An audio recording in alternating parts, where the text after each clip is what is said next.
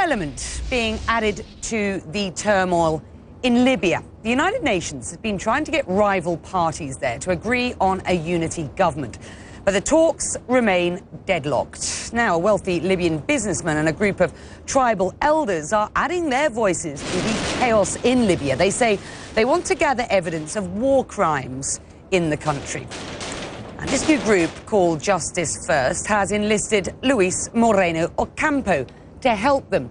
You may remember the name. He was the first chief prosecutor of the International Criminal Court, and he joins us now live from CNN in New York. Now, as far as I understand it, Luis, what we have here is an effort to tackle what is the absence of justice in Libya, as lawlessness, as we see, leaves crimes unpunished and threatens future peace. I wonder what sort of teeth this group has, because there is a sense from critics, certainly, that this could be vigilantism in anything but name. On the contrary, I feel all the idea is the tribal leaders. We met in Cairo following the vision of Hassan Tatanaki, who was inviting them to come, and they created an organization to work together. And for them, justice is important for two reasons.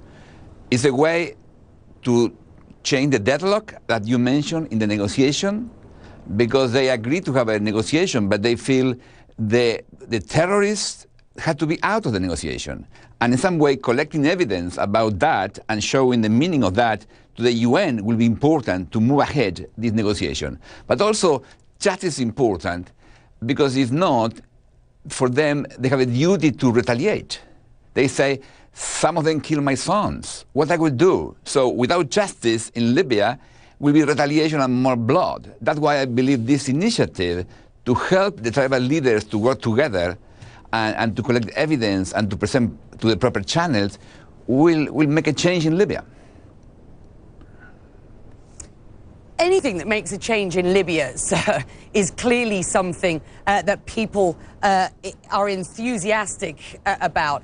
Your critics say that you focused far too much on prosecuting African leaders during your tenure as ICC chief prosecutor, and that your results, to put it generously, were mixed. And I'm looking for, some sense of how your experience will help going forward. Let's quickly remind our viewers of some of your biggest indictments. So Sudan's President Omar al-Bashir, never brought to trial, unfortunately. Saif al-Islam Gaddafi, you returned that case to Libya.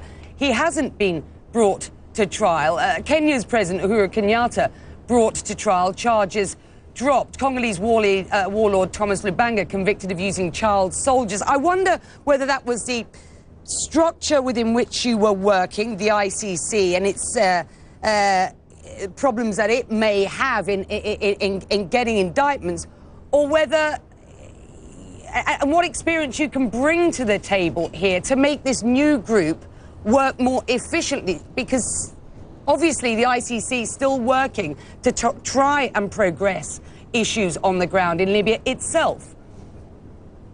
Okay.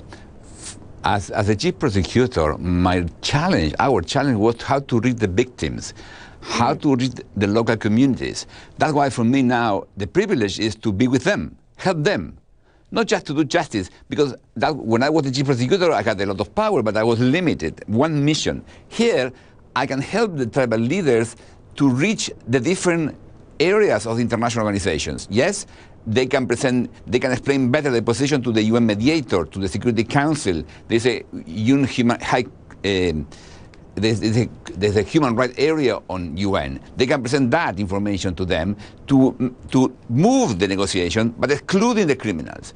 And of course, I will not intervene in the ICC. It's not my role. I'm not more the prosecutor, but I will help the local judges and local prosecutors to present good cases in their own courts, and they can move the things. And also the tribal leaders could invent solutions for the lower level perpetrators, because there were many crimes in Libya, and they can use the traditions of Libya to solve some of the problems.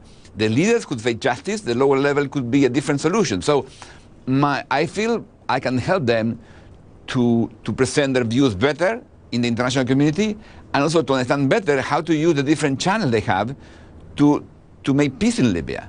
That's important. But peace will be with justice. That's what they say. Without justice, no peace in Libya.